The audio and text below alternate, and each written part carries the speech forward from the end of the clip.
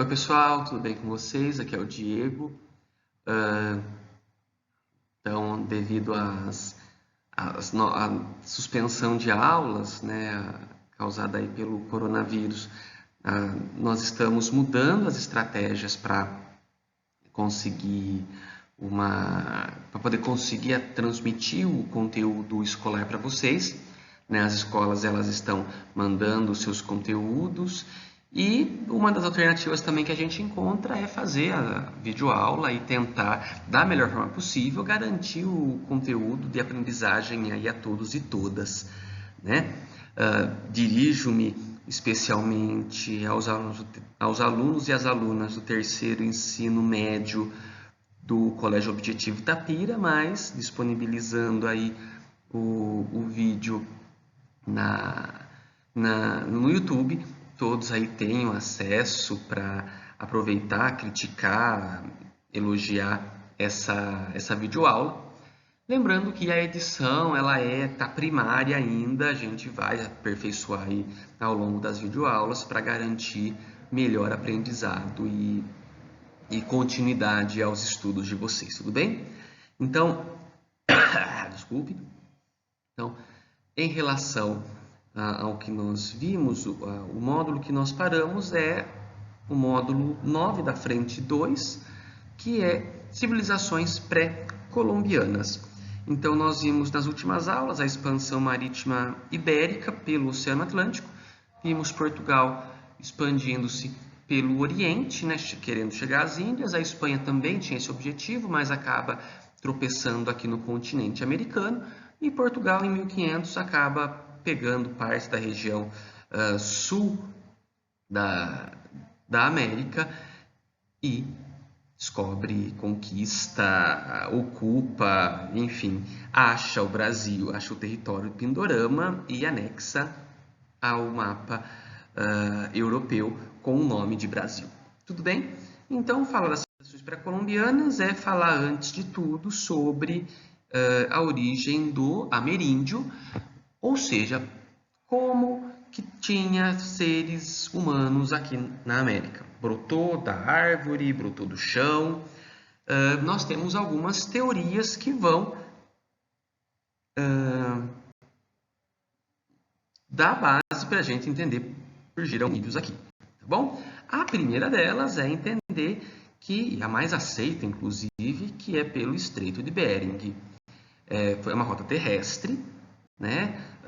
Num período aí de congelamento, né? De um grande resfriamento que o planeta Terra passou, e essa partezinha aqui entre a Ásia e a América ficou congelada, essa parte aqui do oceano, e os homens passaram por aqui e chegaram até o continente americano, isso aí mais ou menos 20 mil anos atrás, tá bom? Essa é uma primeira ideia.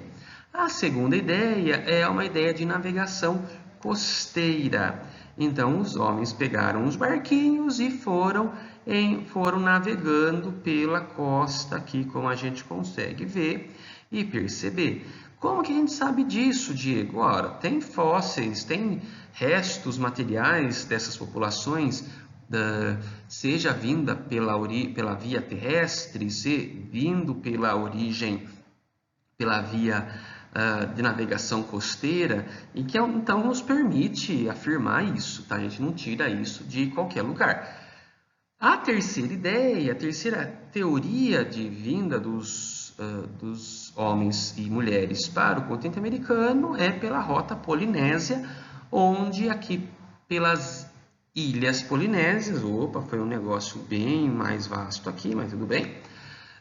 Os caras pegaram o barquinho e fizeram uma viagem um pouco mais arriscada, né? Conforme a gente vê aqui. A navegação costeira, ela era basicamente uma navegação de cabotagem, como a gente percebe pelas marcas estabelecidas, né, aqui no mapa, mas a Polinésia ela vai cruzar o Oceano Pacífico de uma maneira um tanto quanto arriscada e bem desenvolta até. Qual qual é a verdadeira? Qual que é mais aceita? Meu, as três dão conta de explicar. Então, fica difícil a gente falar assim, nossa, é a teoria A, B, ou só a teoria B. Essas são as três principais teorias, né? E cabendo lembrar também de uma coisa, os traços físicos são traços, não falo orientais, mas são traços diferentes, por exemplo, desses hominídeos, desses homens que ocupavam aqui a América, traços asiáticos, né? Diferentes, por exemplo, encontrado aqui em Lagoa Santa, né? Que é a Luzia. A Luzia que tem traços negroides. Né? Então, dá a ideia, putz, então veio gente da África para cá. Então, assim, são teorias que a gente só consegue lançar algumas bases explicativas quando a gente tem elementos fósseis, elementos materiais para poder dar força para esse argumento. Então, essas são as principais teorias de vinda desses hominídeos, desses homens para cá, né? desses seres humanos, homens e mulheres que ocuparam o continente americano. Tá bom?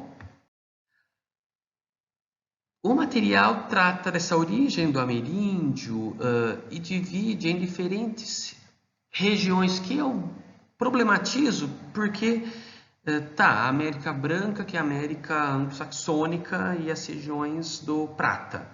Tá, mas nós vamos ter elementos étnicos diversos nessas regiões, tá? Mas, assim, para grifar de repente, a gente vai ter, por exemplo, essa característica de uma América branca, né? Como eu disse para vocês, a América anglo-saxônica e a região do Prata. Nós vamos ter uma América Índia, essa América Índia formada aí pelos países andinos, uma região hispano-índia formada aí pela Centro-América, Paraguai, e uma região multirracial, que é o caso do Brasil. Essa explicação não significa falar assim, o Brasil é multirracial. Bem, ele é, a gente sabe disso, mas significa dizer que, por exemplo, o Paraguai não seja, né? A hegemonia, ou seja, a maioria da população, ela tem algumas características étnicas, mas é claro que, por exemplo, nos Estados Unidos nós vamos ter populações indígenas, populações afro-americanas, enfim, que vão ocupar aqueles territórios. Tudo bem? Então vamos lá. Em relação às populações, nós vamos ter algumas delas, a gente sempre lembra Azteca, Maia e Inca, mas nós vamos ter também outras populações que vão ocupar a região do continente americano, né? Os olmecas e os teotihuacanos são um deles, tá?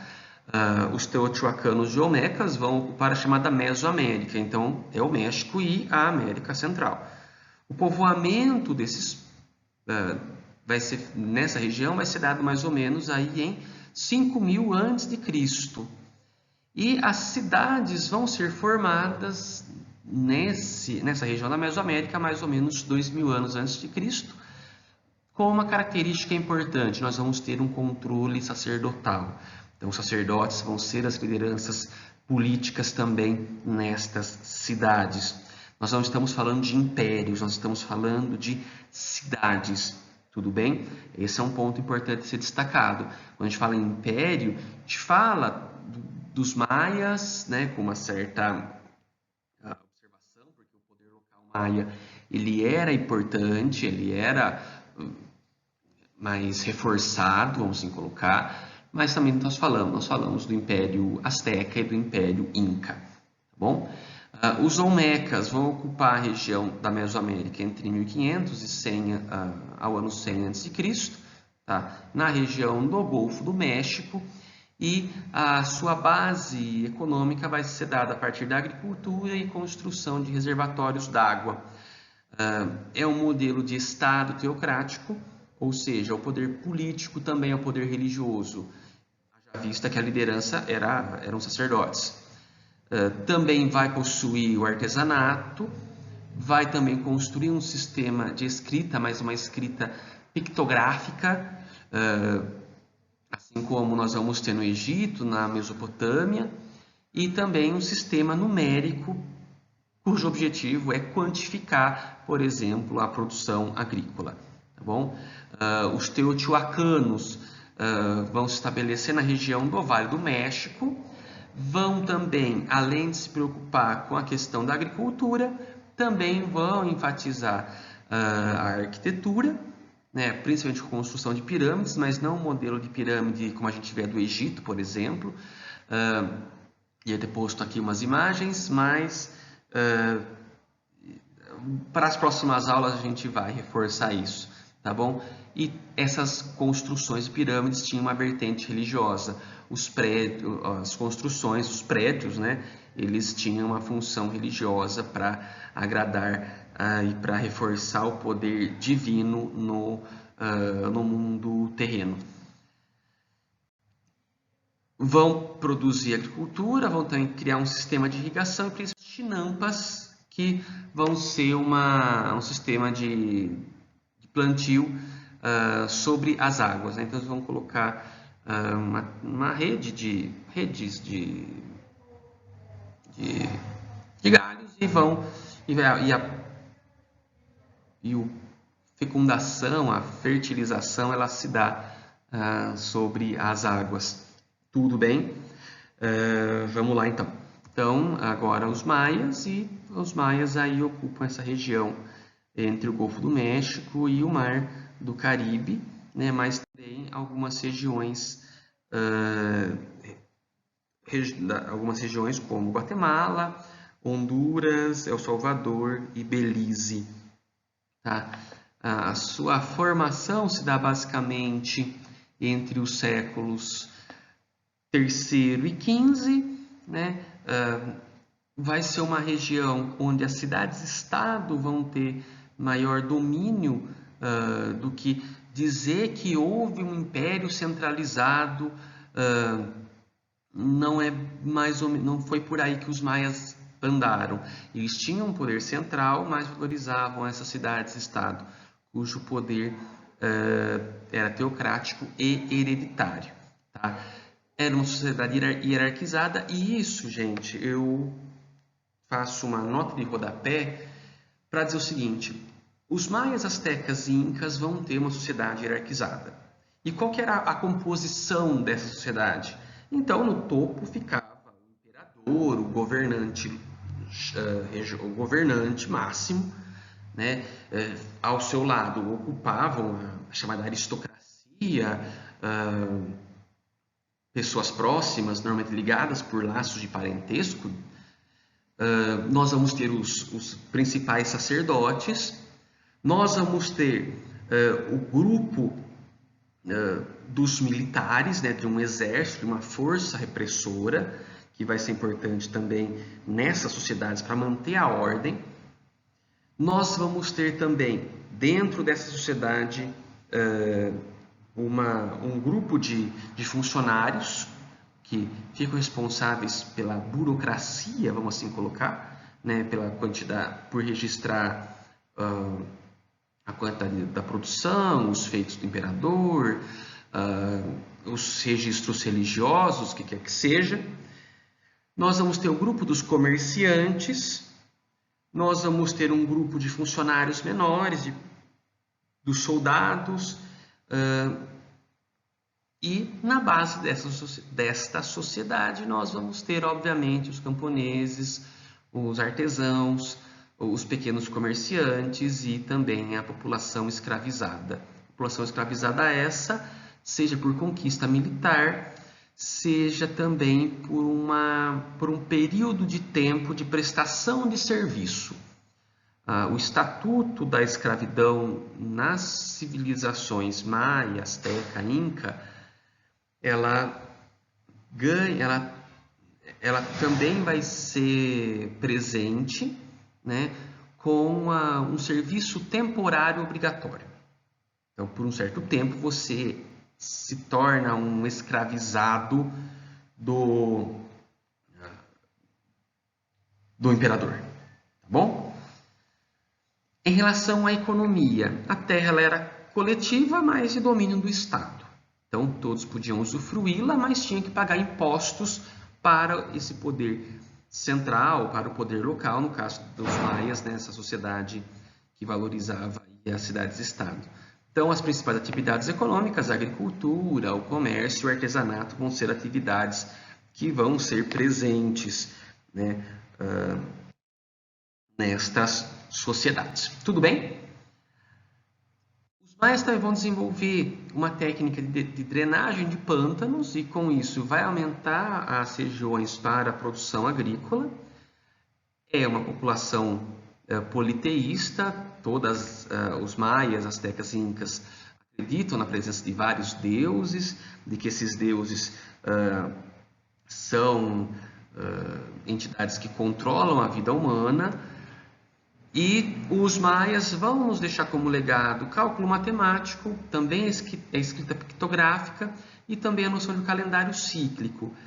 O calendário que nós temos hoje, gente, é um calendário linear. Então, imagina uma flecha atirada no alvo. É assim que funcionam os calendários hoje. A ideia do calendário maia é dizer que em um determinado tempo as populações seguem uma série de experiências que tem um desfecho final e que vai se repetir como uma espiral. Tá? A ideia é essa, a ideia de um calendário cíclico é essa, de tempos de que num determinado tempo o sujeito passa por uma série de experiências, né, que tem um fim, só que esse mundo se recomeça. Por isso que em 2012 todo mundo ficou apavorado com o fim do mundo, porque de acordo com o calendário maia, em 2012 o mundo acabaria. Tá? Mas aqui não é que acaba o mundo, acaba aquela fase final daquele calendário. A partir disso, iniciava-se tem-se um novo começo. Tá bom? Entre os séculos IX e X, nós vamos ter a influência tolteca, que é de um outro grupo étnico da região ali do Golfo do México, que vai ajudar a consolidar o novo império maia na região, mas que uma das principais características é a imposição do deus Quetzalcóatl, né, que vai ser o principal deus da cultura asteca, por exemplo. Tá? O declínio desse novo Império Maia vai ser dado antes da chegada dos espanhóis, certo? E pelo fato de nós não termos os registros, seja porque se perderam, ou porque não registraram, ou porque os espanhóis queimaram esses registros, a gente não sabe dizer se esse declínio da cultura maia foi por conta de guerra, por conta de queimada, por conta de terremoto, por conta de migrações daquelas populações daquela região e que foram para outras regiões. Tá? Mas o que cabe destacar é os maias eles entram em declínio antes da chegada dos espanhóis.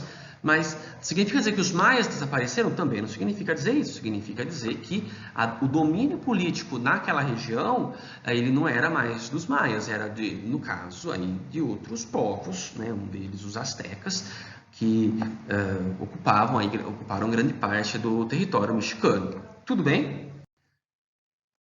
Em relação aos... aí está carregando...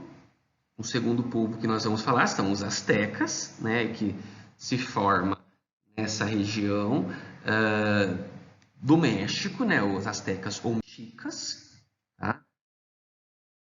Entre os séculos 12 e 16, que nós vamos ter o principal domínio formação desse império.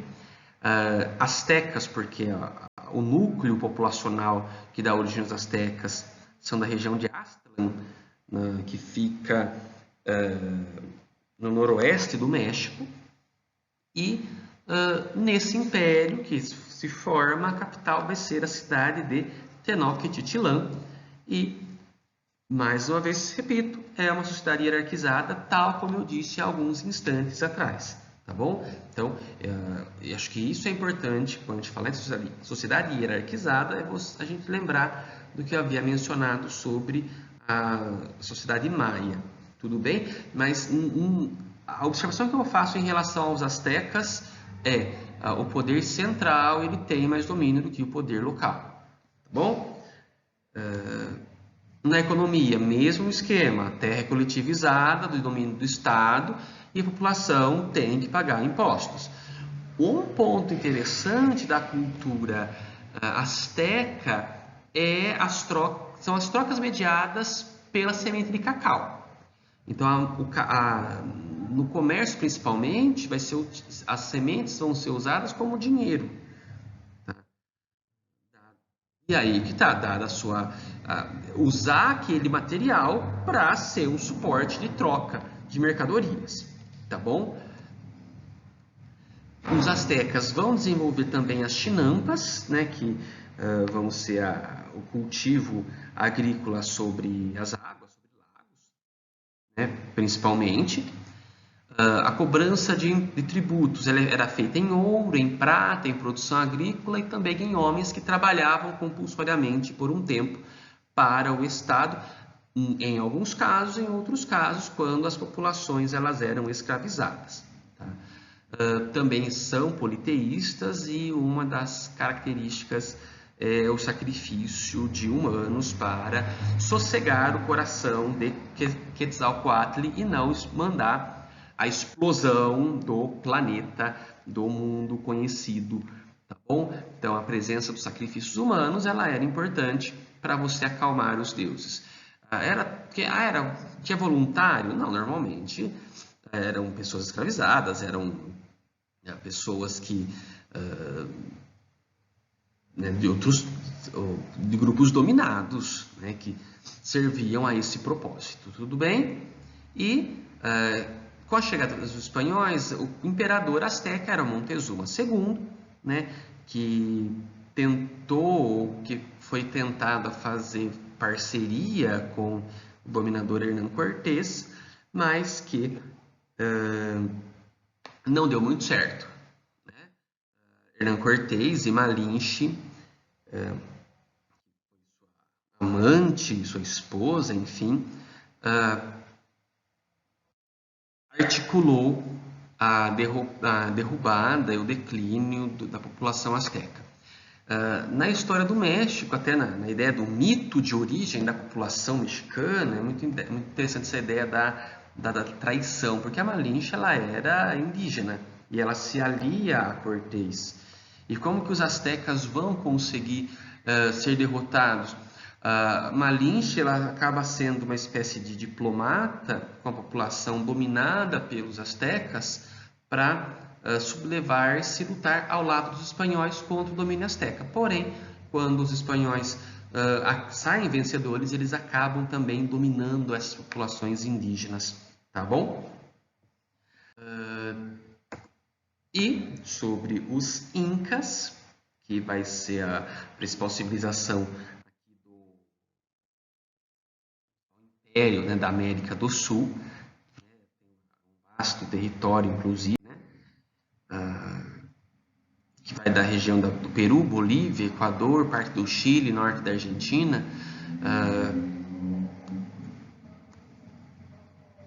vai se estabelecer como império entre os séculos XV e XVI.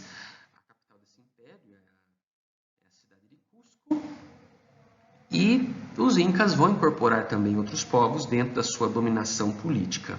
Tá? Um ponto interessante e importante dessa sociedade é a questão do poder local, que eram os chamados Ailus, né? E essa liderança local, que era o Curaca. Então, é importante a gente destacar essa presença dessa organização política do Império Inca, tá? E o Curaca, que tinha essa importância política regional local. Tudo bem? havia uma sociedade, era uma sociedade rígida militarmente, religiosa, assim como os astecas, assim como os maias em menor grau, mas tinha essa presença do militarismo, né? E o chefe e o inti que era o deus Inti, que era o ancestral dos governantes e ele que direcionava a, a política, a sociedade e a vida existencial dos incas. Tá? Pagamento de tributos, a produção agrícola, tá? Tinha a mita que é esse trabalho compulsório temporário, por um tempo pelo imperador, para trabalhar em obras, ou na agricultura, o que quer que seja, ou na extração, nas minas de prata. E também era adotado os sacrifícios humanos em suas cerimônias religiosas. Tudo bem?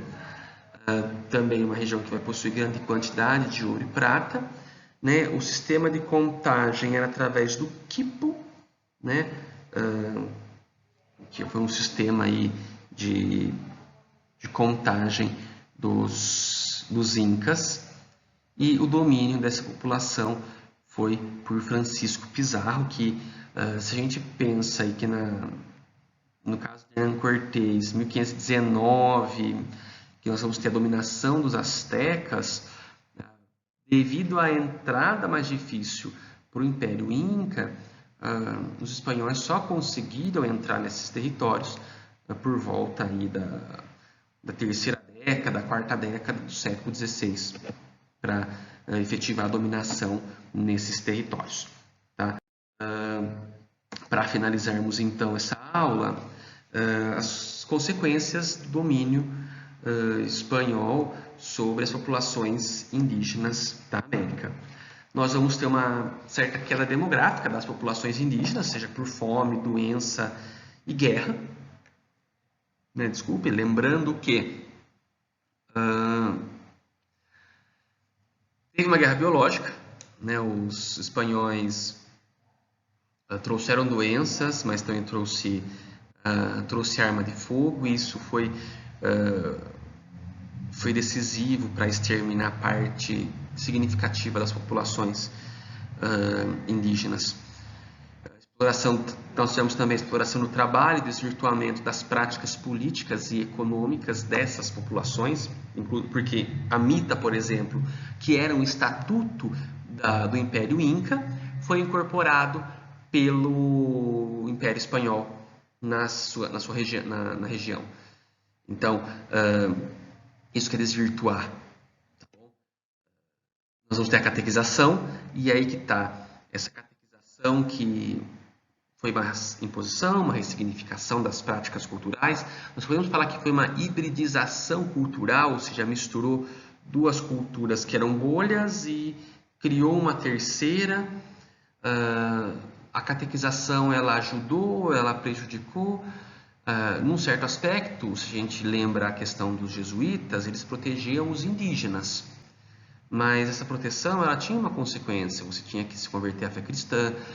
Muito da cultura, das culturas indígenas foram apagadas pelos jesuítas, mas ao mesmo tempo os jesuítas conseguiram fazer os principais registros das populações indígenas, porque, de certa forma, os códices e os registros desses impérios, dessas populações, foram destruídos pelos espanhóis, né? E a gente vai falar de uma conquista da América, uma conquista desses povos. A gente está falando não só do aspecto cultural, mas também do aspecto existencial. Muitos indígenas morreram. Inclusive, hoje existe uma reflexão sobre os colonizadores da América.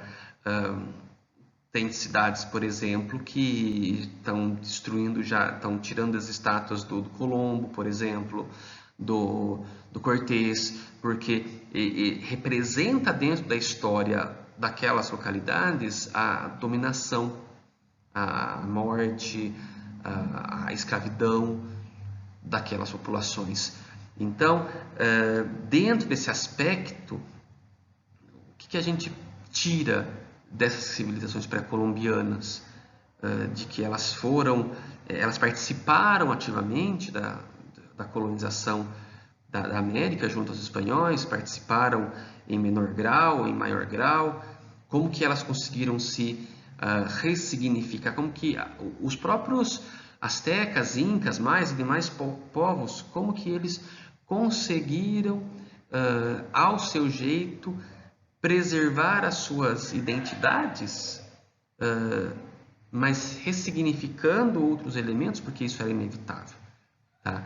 Então, esses são os principais aspectos da aula de hoje. Eu espero que tenha aí contribuído de alguma forma e a gente volta numa próxima aí, tá bom? Um abraço para vocês e qualquer dúvida pode mandar, pode escrever, pode mandar sinal de fumaça. Um abraço a todos. Tchau, tchau.